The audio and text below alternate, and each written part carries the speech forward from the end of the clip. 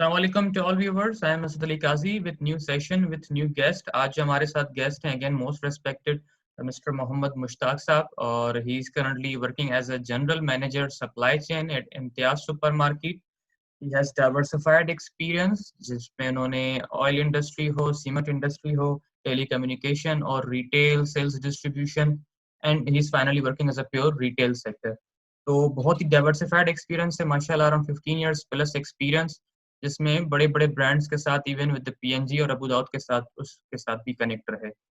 Serve on different position जिसमें supply chain sales distribution support और सारे एलिमेंट को मॉनिटर करते रहे मैंने अपने पर्सनल प्रोफेशनल करियर में भी सर को रिपोर्ट किया तो मेरी इनके साथ अटैचमेंट वैसे ही बहुत ज्यादा है so sir thank you for your time first question के how we can avoid stockouts और ओवर स्टॉकिंग एक्स्ट्रा इन्वेंट्री भी ना हो और स्टॉक आउट भी ना उसको बैलेंस कैसे करें देखो it's a very tricky question और we have been facing this issues in almost every industry specially in FMCGs and in retail और रिटेल और एफएमसीजी में इसलिए क्रिटिकल हो जाता है कि वहाँ पे आपकी कैश फ्लोज जो हैं very very important for any company it's a bloodline ठीक है तो you need to manage your revenues while ensuring and optimizing your cash flows और रिटेल में तो ये इस तरह से है कि आप समझे कि रिटेल के अंदर सबसे इंपॉर्टेंट है कैश फ्लोज मैनेजमेंट तो ओवर स्टॉकिंग भी ना हो ठीक है शेल्फ के ऊपर आउट ऑफ स्टॉक भी ना हो और बैक एंड के ऊपर आपकी इन्वेंटरी भी मेंटेन हो रही हो तो you need to draw a very thin line तो उसके लिए ना you need to put a lot of efforts ठीक है आपको बहुत सारे एंगल देखने होते हैं जिसकी बेस के ऊपर आप अपनी स्टॉक प्लानिंग भी देखते हैं ठीक है बहुत क्योंकि रिटेल के अंदर तो आपके पास मल्टीपल कैटेगरीज हैं ठीक है जिसको आप देख रहे हैं तो एफएमसीजी के अंदर अगर एक इंडिविजुअल कंपनी है तो वो एक इंडिविजुअल कंपनी का एक सेट पैटर्न होता है लेकिन उसके अंदर भी डिफरेंट ब्रांड्स होते हैं जैसे कुछ सीजनल ब्रांड्स है कुछ नॉन सीजनल ब्रांड्स है ठीक है रिटेल के अंदर आप समझ लें कि 100 एफएमसीजी कंपनियां मिला के रिटेल उन तमाम का बिजनेस हैंडल करी होती है तो वहां पे और ज्यादा कम्प्लेक्सिटी मल्टीप्लाई होती है कि आपने उनको कैसे देखना है हम फूड आइटम्स में भी देखते हैं हम नॉन फूड आइटम भी देखते हैं ठीक है हम एसेंशियल नॉन एसेंशियल भी देखते हैं हम कमोडिटीज भी देखते हैं ठीक है हम इलेक्ट्रॉनिक्स भी देख रहे होते हैं ठीक है हम स्पाइसेस भी देख रहे होते हैं ठीक है तो अब ये इतनी डाइवर्सिफिकेशन है इसके अंदर मैनेज करना बड़ा मुश्किल है somehow आपको you need to align certain formula ठीक है जिसके अंदर आप देखते हैं forecasting is very very important what you want to sell and how you want to sell and at which month तो अगर forecasting की basic ठीक नहीं है तो planning कभी भी ठीक नहीं हो सकती और forecasting accuracy again it's a very very big question mark ठीक है even in FMCG even in multinational company और forecasting accuracy के ऊपर जो है ना बहुत ज़्यादा डिबेट कर सकते हैं ठीक है it never be 100% biased Q but yes you can manage good forecasting category wise जिसके अंदर एसक्यूज मंथ में ऐसे हो सकते हैं तो सबसे पहले आप देखते हैं कि फोरकास्टिंग आपने क्या की है ठीक है मतलब मंथ ऑन मंथ उस फोरकास्टिंग को देखते हुए आप अपने सीजन देख रहे होते हैं ठीक है कैटेगरीज क्या है कि कौन सा सीजन है किस कैटेगरी का है एंड देन फिर आप लीड टाइम देखते हैं ठीक है जैसे इम्पोर्ट की कैटेगरी में हैवी लीड टाइम्स इन्वॉल्व होते हैं तो हैवी लीड टाइम्स के अंदर आपने प्लानिंग इस तरह से करनी है कि आपने एडवांस में इस तरह से प्लानिंग करनी है कि by the time season arrive हो स्टॉक आपके पास अवेलेबल हो और उसके अंदर आपने सेफ्टी एंड कुशन भी रखना होता है इसी तरह जो लोकल आइटम है वो आप डिफरेंट तरीके से मैनेज कर रहे होते हैं इसके अलावा कॉन्ट्रैक्ट मैन्युफैक्चरिंग होती है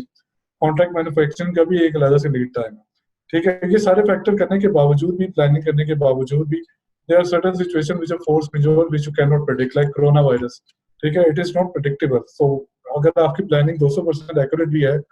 तो पीछे अगर पोर्ट बंद हो गए हैं सब कुछ बंद हो गया तो आपकी पूरी सप्लाई चेन चौक हो जाती है तो it's a very tricky question ठीक है अगर मैं ये कहूँ कि आप बिल्कुल एक बैलेंस 100% मेंटेन कर सकते हैं तो it is very difficult yes you can optimize it you can plan it well ठीक है और आप अपनी इंडस्ट्री और कैटेगरी के डायनेमिक्स को देखते हुए you can draw a very very significant line कि आपने किस तरह से प्लान करना है continuous monitoring is very very important आपके डैशबोर्ड्स क्या हैं आपके ट्रैकिंग टूल्स क्या हैं आप अपनी इन्वेंटरीज को कैसे ऑब्जर्व कर रहे हैं ठीक है तो वो चीज़ बड़ी इंपॉर्टेंट है आपको फॉलोअप कितना तगड़ा है ठीक है फिर इसके अलावा आप कितने प्रोएक्टिव है कितने प्रिएम्प्टिव है कि फॉर एग्जांपल अगर गलत फोरकास्ट हो गया ओवर स्टॉकिंग हो भी गया है तो आपने क्या क्या मेजर्स लिए उसको रिड्यूस करने में ठीक है तो फिर आप आउट ऑफ द बॉक्स जाते हैं आउट ऑफ द वे सोचते हैं जाके कि चीज़ों को रिटर्न करना है प्रमोशन लगानी है ठीक है किस तरह से लिक्विडेशन करनी है खासतौर पर वो एक्सक्यूज जो फूड आइटम है और क्लोज एक्सपायरी है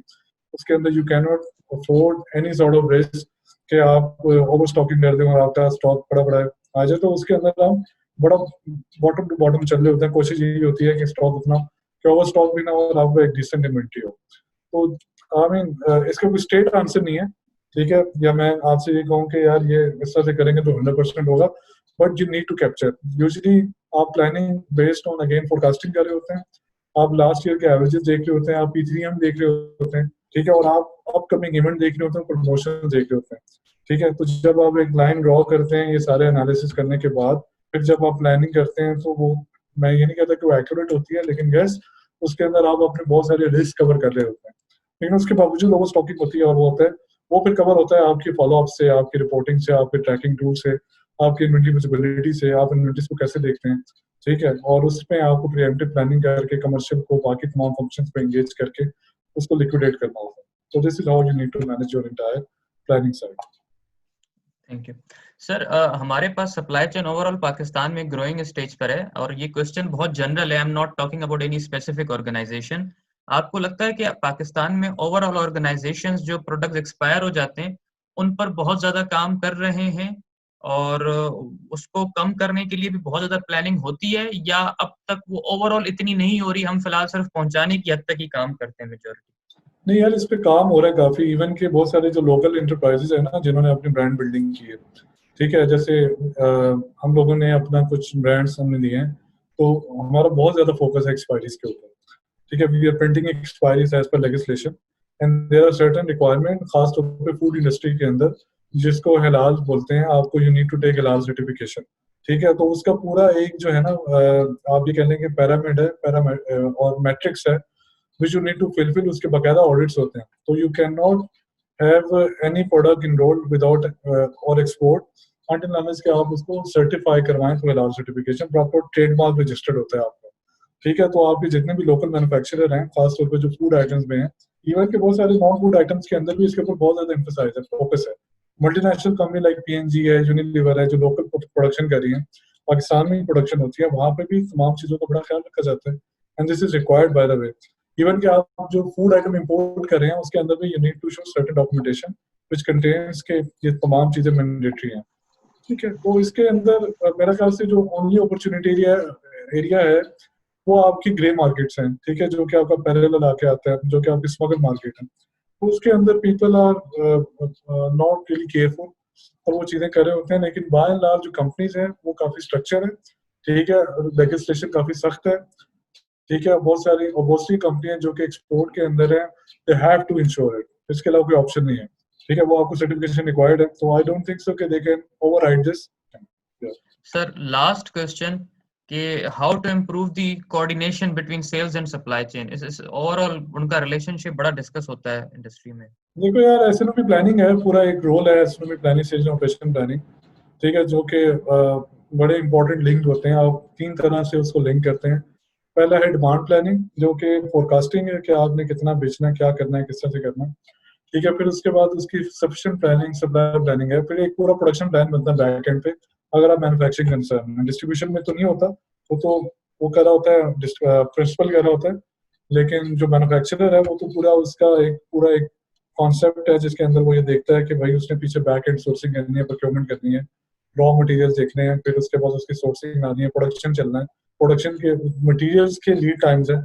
ठीक है। तो ये एक बड़ी कोऑर्डिनेटेड किस्म की एफर्ट्स होती है, और इसके ऊपर रेगुलर होता है, ये ऐसा नहीं होता कि मैं आज बैठ के कर लूंगा, ये एडवांस में होता है, कोई 18 महीने की करता है, कोई 12 महीने की करता है, कोई 6 महीने की कर रहा होता है, और फिर उसके रिव्यूज होते हैं, क्वार्टरली रिव्यूज होते हैं, मंथली रिव्यूज होते हैं, फोर्टनाइटली रिव्यूज होते हैं, ठीक है। तो it's a very coordinated efforts, तो इसके बगैर आप you cannot move forward. How much companies are matured, I have seen multinational companies के अंदर ये प्रोसेस बड़ा रोबस्ट किस्म का है, और उसके अंदर बकायदा फंक्शन, बकायदा टीम बैठ के ये कंबाइंड एफर्ट्स करी होती हैं। इवन के जो जो कंपनियां मैन्युफैक्चरिंग के अंदर है वहां पे भी ये बहुत जरूरी है कि मटेरियल की कम परचेजिंग ना हो जाए, एक्स्ट्रा परचेजिंग ना हो जाए, कैश फ्लो स्टक ना हो जाए, ठीक है, और बाद में वो बिक भी जाए, ठीक है। और अगर जो प्रोडक्शन कर दी है बेस्ड ऑन डिमांड प्लानिंग क्या है, फोरकास्ट आई, मैंने पीछे बैक एंड तैयार किया, मैंने प्रोडक्शन कर दी, उसके बाद उसकी लिक्विडेशन के ऊपर उसकी बैक एंड ट्रैकिंग भी होती है कि वो लिक्विडेट क्यों नहीं हो रहा है, तो वो एक कंबाइंड फॉरम होता है, डिफरेंट तरह के फॉरम होते हैं, जिसके अंदर आपका कमर्शियल बैठता है, सेल्स वाला बैठता है, सप्लाई चेन वाला बैठता है, सप्लाई चेन इन्वेंटरी की विजिबिलिटी देता है, आपका एक ट्रेड सर्विस या कमर्शियल डिपार्टमेंट उस पर प्रोमो प्लान करता है, फिर वो ये देखता है कि हिट एंड मिस क्या हुआ है, कि प्लान क्या किया था, एक्चुअल अचीव क्या हुआ। Thank you sir, thank you for your time. I hope कि ये सारी हमारे व्यूवर्स के लिए कुछ इसमें लर्निंग्स के लिए बहुत सारी चीजें होंगी।